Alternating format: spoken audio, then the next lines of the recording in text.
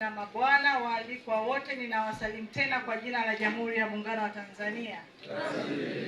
Awali ya yote, kipekee kabisa napenda kumshukuru Mwenyezi Mungu, ametujalia uhai, lakini zaidi tunaona neema zake zinaendelea kuwa juu yetu. Tumepata mvua, kwa hiyo tunamshukuru sana Mwenyezi Mungu. Lakini kipekee kabisa niwasilishe salamu za Mheshimiwa Mkuu wa Wilaya. Mheshimiwa Mkuu wa Wilaya amewasalimia sana. Ana dharura, anauguliwa na mama yake mzazi.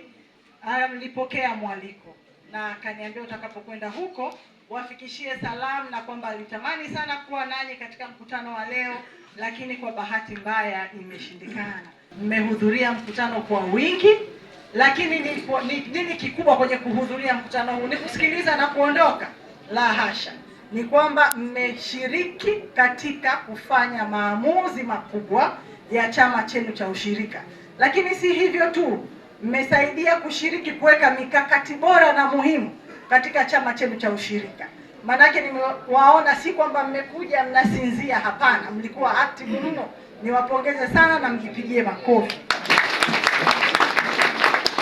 Hata wakati wa wasilishaji walipoteleza kidogo, wakaruka baadhi ya mambo, mlikuwa makini. Umeruka namba hiyo, umeruka hapo, umeruka hapo. Kwa hiyo inaonyesha wazi ni kwamba ushiriki wenu ulikuwa ni ushiriki kamilifu.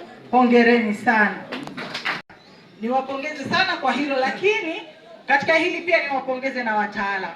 Maanake ni kwamba wamewapa elimu ya kutosha, wamewapa miongozo ya kutosha ambayo imepelekea nyie wasikivu kuweza kufikia uzalishaji mkubwa wa kiwango hiki, ambapo sasa unatutimizia lengo letu. Tunasema ushirika pamoja tujenge uchumi. Maana ya kujenga uchumi ndio hii sasa, kutoka kwenye uzalishaji mdogo kwenda kwenye uzalishaji mkubwa ambao unalenga taifa letu kwa ujumla, kukuza uchumi. Lakini hiyo pia inapelekea mpaka mtu mmoja mmoja kubadilisha hali yake ya maisha. Kweli si kweli? Hongereni sana na mjipigie makofi sana. Lakini nitoe pongezi pia kwa bodi ya ushirika pamoja na nyie wote kwa namna ambavyo mnasimamia kwa umakini rasilimali za ushirika wenu. Bila kusimamia nyie kama wanachama wa ushirika na kama bodi mlioiamini, singesimamia leo, tusingekuwa hapa tunazungumza kwa amani kiasi hiki. Ingekuwa ni maneno, vidole, huyu kafanya hiki, huyu kafanya kile. Lakini kwa sababu usimamizi wenu ni mzuri, kwa hiyo mmeweza kuendesha shughuli zenu kwa namna nzuri na kwa taratibu nzuri mpaka kufikia mafanikio haya tuliyoyapata. Niwapongeza kwa kupata hati safi pia. Hiki ni kiashiria kwamba nyie wana ushirika mnasimamia vyema ushirika wenu, na bodi ya ushirika inawasikiliza vyema wana ushirika wake, na ndio maana mmefikia kuweza kupata hati safi. Hongereni sana.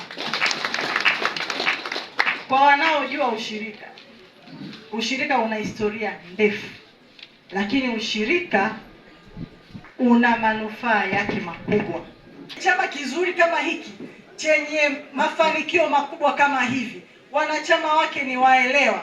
Kwa kweli mimi niwaombe sana, maana kila anayesimama, meneja wa CRDB amewasifia, afisa ushirika amewasifia. Hebu fikiria nyie tu hawa watu 990 ngapi mnanunua combine harvester 2 kwa wakati mmoja, lakini pesa hiyo hiyo mngeweza mkaitenga tena watoto wenu wote wakaenda shule bila stress. Kwa hiyo niwaombe pia tuweze kuwa na mawazo ya mbali zaidi. Mimi niwatie moyo, nichukue fursa hii kuwatia moyo kwamba hakuna kinachoshindikana chini ya jua kama mtadhamiria na kuwa pamoja, mkaweka mikakati yenu vizuri, mkawaalika na wataalamu. Wataalamu wapo serikalini, wapo. Ni nyie kuwaagiza tu na kuwaita waje. Mnataka elimu gani? Mnaita wataalamu, wanaletwa hapa, mnapata elimu, baadaye mnajijenga vizuri, mnakuwa na ushirika ulio bora. Lakini niendelee kutoa wito, muendelee kushirikiana. Mkishakuwa wana ushirika, mnafahamu mmekuwa wana familia mkishakuwa wana ushirika tu, nyie ni familia moja ya wana Mwamapuli. Kwa hiyo muendelee kushirikiana, muendelee kulinda mali za chama na kutekeleza maazimio yote ambayo yanapitishwa leo kwenye vikao, kwenye mkutano wenu mkuu huu. Nimefurahi kuwepo mahali hapa, nimepata ya kujifunza, lakini kuna mahali nimefika na mimi moyo wangu ukainama. Ni kwenye lile swala la malipo kutoka kwenye mashamba ya wadhifa. Kwa kweli niwaambie wazi kwamba jambo hili nimelichukua kwa uzito mkubwa mno, lakini niwaahidi wanaoshirika kwamba hili ninaondoka nalo, na kwa sababu kiongozi wao mkuu ni mkuu wa wilaya, akisema neno ni amri. Kwa hiyo naamini swala hili litaisha, tutakaa tena vizuri, tutaendelea kushirikiana vizuri tukiwa tunaheshimiana zaidi.